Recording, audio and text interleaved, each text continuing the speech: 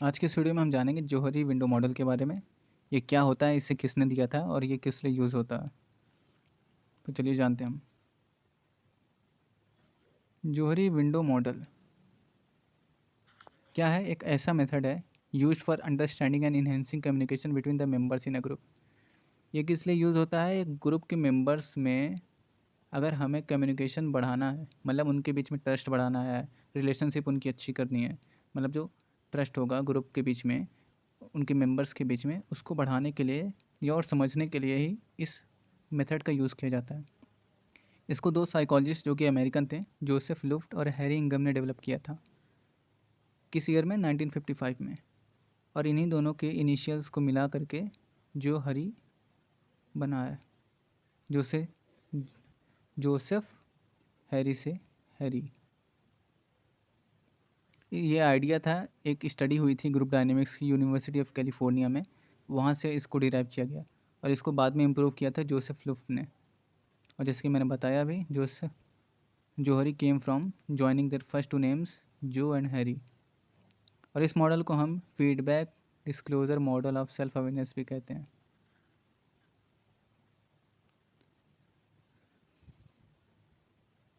तो Johari window model का basically concept क्या है? ज़्यादातर इसमें क्या होता है कि इंडिविजुअल का परसेप्शन क्या है लोगों को लेकर के, वो हम इसमें ज़्यादा समझते हैं। This model suggest two things. Firstly, trust can be acquired by sharing information about oneself to others, and secondly learning about yourself from others. इसमें दो चीज़ें हैं, पहला दूसरा, कि ट्रस्ट तभी बनेगा जब हम अपने बारे में शेयर करेंगे ज़्यादा लोगों को, तब ये हमारा ट्रस्ट बनेगा। और दूसरा क्या है कि जब हम अपने बारे में लोगों से ज़्यादा फीडबैक लेंगे और हम अपने बारे में ज़्यादा जानेंगे, सेल्फ अवेयरनेस को लेकर के।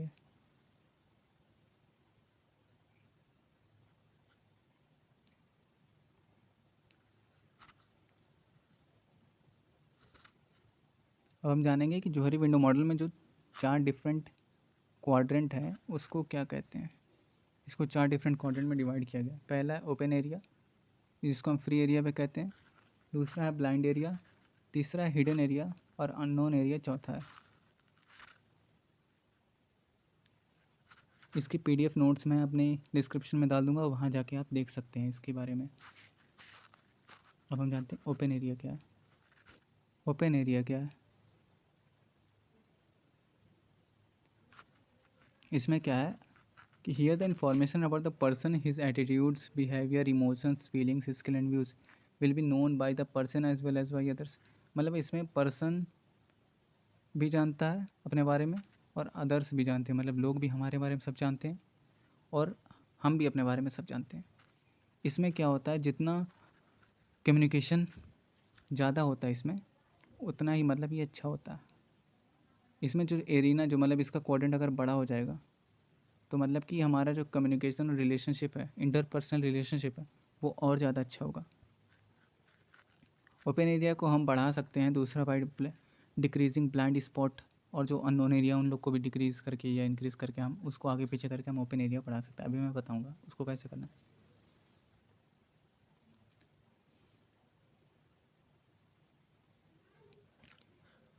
साइज ऑफ द एरिना, मतलब ओपन एरिया का जो साइज़ है वो बढ़ाने के लिए हम अपना जो हिडन एरिया उसको भी डिक्रीज़ कर सकते हैं, अननोन एरिया को डिक्रीज़ कर देंगे तो हमारा ओपन एरिया बढ़ जाएगा। और जितना ज़्यादा ओपन एरिया होगा उतनी अच्छी कम्युनिकेशन होगी, ट्रस्ट होगा और रिलेशनशिप ज़्यादा होगा, क्योंकि रिलेशनशिप्स कोई भी हो ट्रस्ट पे होता है। किस पे? ट्रस्ट पे।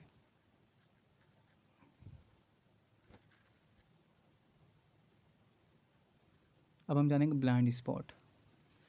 इसमें क्या होता है कि information about oneself that other know. किसी के बारे में लोग तो जानते हैं लेकिन वो अपने बारे में नहीं जानता। मतलब मेरे बारे में लोग तो जान रहे हैं कोई चीज़, लेकिन मैं नहीं जान रहा हूँ। तो इसमें ब्लाइंड स्पॉट में यही होता है, इसलिए इसका नाम ब्लाइंड स्पॉट रखा गया ताकि हम अनअवेयर रहते हैं। और लोग अपने हिसाब से कुछ भी सोच सकते हैं, उसका कोई वो नहीं है। लोग अपने हिसाब से कुछ भी सोच सकते हैं हमारे बारे में।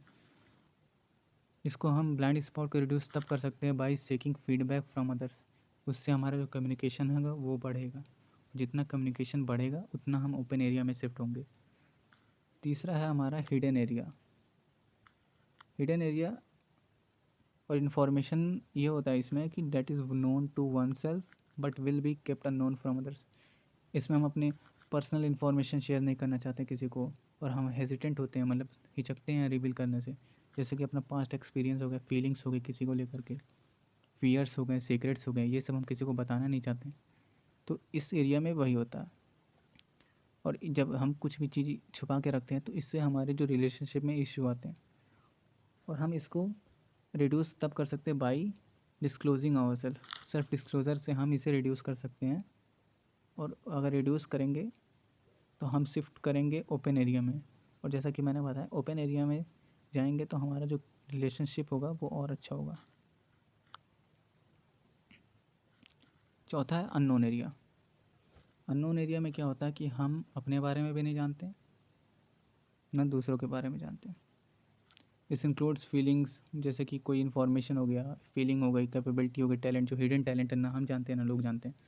और ये तब निकलता है जब कोई एक्सपीरियंस हो गया, अचानक से कुछ हो गया और हम जानेंगे कि हमारे पास तो ये भी है, हिडन टैलेंट है। तो ये उस टाइप का चीज़ है, वो उस टाइप का एरिया है। और by open communication we can also decrease unknown area. और अननोन एरिया डिक्रीज करेंगे तो हमारा ओपन एरिया बढ़ेगा। जैसे कि सपोज करो ये है हमारा open area, blind area, hidden area, unknown area. मान लो हमारा हिडन एरिया कम होता है तो यहाँ से हम इधर शिफ्ट करेंगे। तो पहले तो ये ओपन एरिया इतना था, बाद में इतना और बढ़ जाएगा।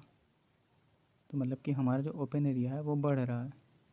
तो जैसे ही ओपन एरिया हमारा बढ़ेगा तो इससे हम ये कह सकते हैं कि हमारा जो रिलेशनशिप है, ट्रस्ट होगा, वो और बढ़ेगा। समरी क्या है इस पूरे लेक्चर की, कि जोहरी विंडो मॉडल एक ऐसा मेथड है जो कि अंडरस्टैंडिंग एंड कम्युनिकेशन बढ़ाने के लिए यूज़ किया जाता है between the members in a group के मेंबर्स के बीच में, ग्रुप्स में कम्युनिकेशन और अंडरस्टैंडिंग बढ़ाने के लिए यूज़ किया जाता है। इसको दिया था जोसेफ लुफ्ट और हैरी इंगम ने इन ईयर 1955। और इसको 4 भाग में डिवाइड किया गया है। पहला है ओपन एरिया, दूसरा ब्लाइंड एरिया,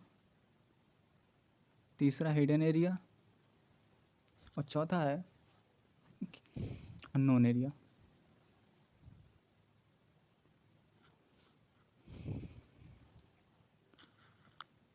अगर आपको इस टॉपिक से रिलेटेड MCQs चाहिए तो आप हमारी वेबसाइट www.geteducatn.com पे जा सकते हैं। उस पर आपको साइकोलॉजी से रिलेटेड, कम्युनिकेशन से रिलेटेड और इकोनॉमिक्स से रिलेटेड नोट्स, MCQs और जितने भी स्टडी मटेरियल्स हैं वो प्रोवाइड किए जा रहे हैं। तो अगर आप लखनऊ यूनिवर्सिटी के स्टूडेंट हैं तो आप इसे ज़रूर देखें, क्योंकि उस पर हम अपने सारे PYQs और नोट्स या स्टडी मटेरियल्स अपलोड करते हैं। तो आप जल्दी से जल्दी जा करके हमारी वेबसाइट विज़िट करें और उससे सेव कर लें। और भी अगर आपके कोई वीडियो की डिमांड है तो मैं उस पर वीडियो बनाऊँगा। अभी के लिए टाटा बाय बाय। और अगर वीडियो अच्छी लगे तो प्लीज़ शेयर एंड सब्सक्राइब।